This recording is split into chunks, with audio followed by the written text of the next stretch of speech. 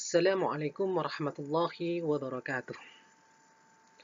Alhamdulillahi rabbil alamin. Rabbi shrah li sadri wa yassir li amri wahlul 'uqdatam min lisani yafqahu qawli. Rabbi zidni ilma warzuqni fahma.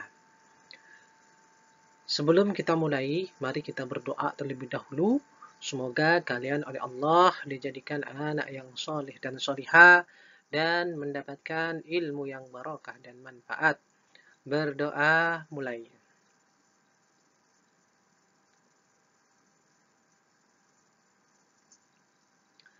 Berdoa selesai.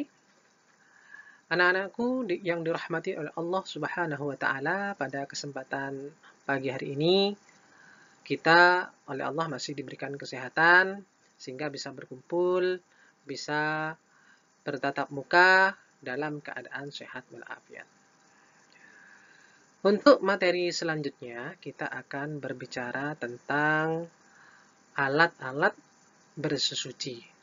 Jadi mohon nanti semuanya mengikuti dengan baik, semuanya mengikuti dengan tertib. Kalau ada materi-materi yang perlu dicatat, dicatat. Sehingga nanti ketika pemateri selesai, ketika ada evaluasi, semuanya dapat menjawab dengan baik dan benar.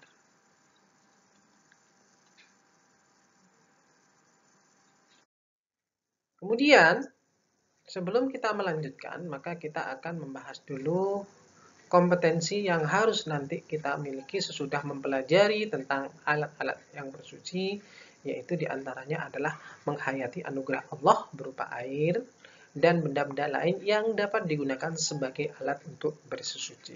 Kemudian, kompetensi dasar yang kedua yaitu menjalankan perilaku bersih sebagai implementasi dari pemahaman tentang alat-alat bersesuci. Kemudian, memahami alat-alat bersuci dari najis dan hadas.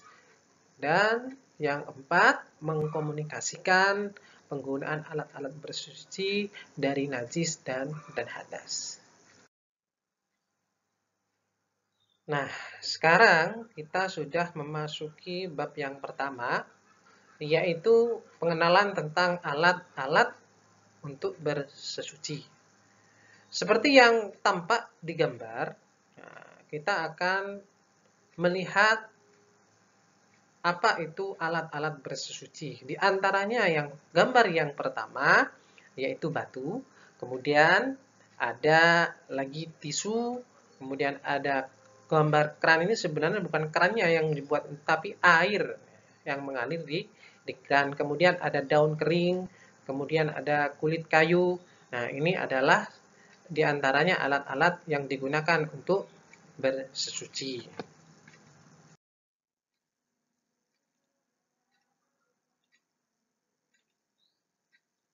Nah, sekarang mari kita mengamati. Dari gambar 4 di sini, yang pertama, gambar yang pertama, kedua, dan ketiga, keempat, ini merupakan salah satu gambaran yang berada di lingkungan kita. Kalau kita amati gambar yang pertama, ini adalah gambaran air yang mana air tersebut berada di bendung, artinya air sungai yang dibendung. Kemudian yang kedua ini adalah aliran air sumber, yang mana air yang bersumber dari pegunungan kemudian mengalir seperti halnya sungai. Nah ini adalah sungai yang kondisinya mengering. Kalau kita lihat di sini ada seorang bapak-bapak yang sedang memikul air, yang mana air tersebut sudah mulai mengering.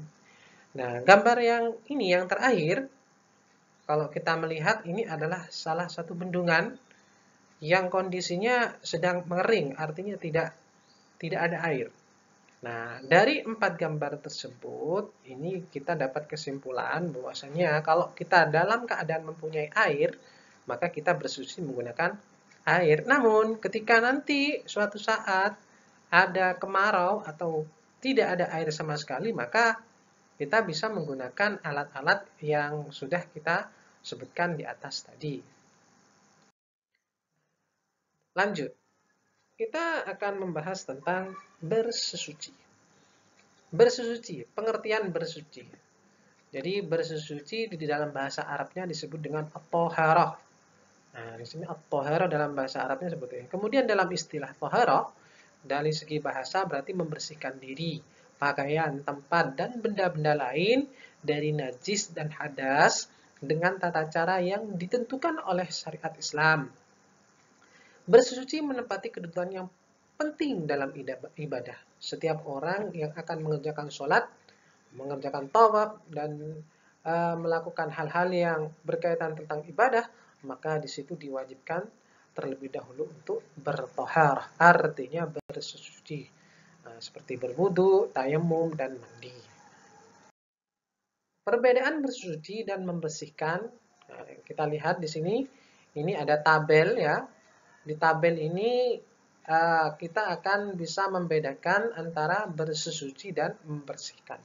Jadi kalau kita amati antara bersuci dan membersihkan diri, jadi kalau bersuci di sini harus ada menyertakan niat, kemudian kalau membersihkan diri tidak perlu niat, pokoknya bersih.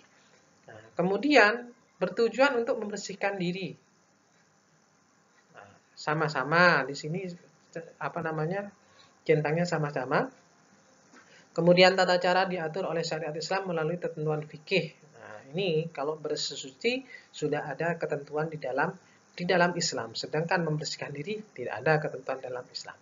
Kemudian mengikuti pola hidup sehat, ini bersuci sama.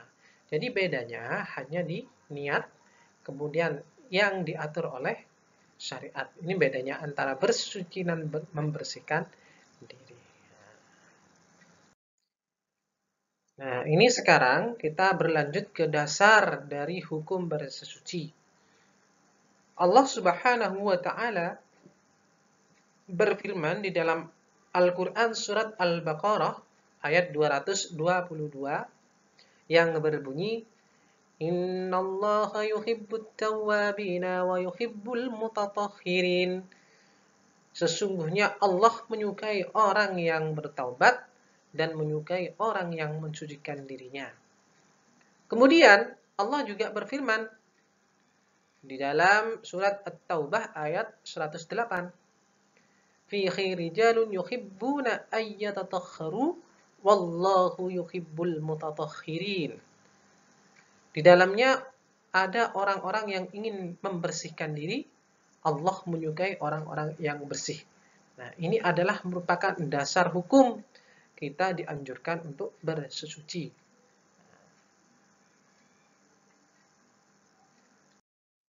Nah, anak-anakku yang dirahmati oleh Allah Subhanahu wa taala, setelah mengamati kemudian kita membahas materi dari awal, maka sekarang waktunya kita mempraktekkan.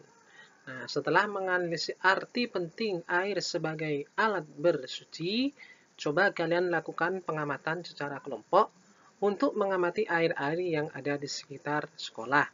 Selanjutnya, diskusikan bersama anggota kelompok untuk menyusun kesimpulan tentang data yang diperoleh.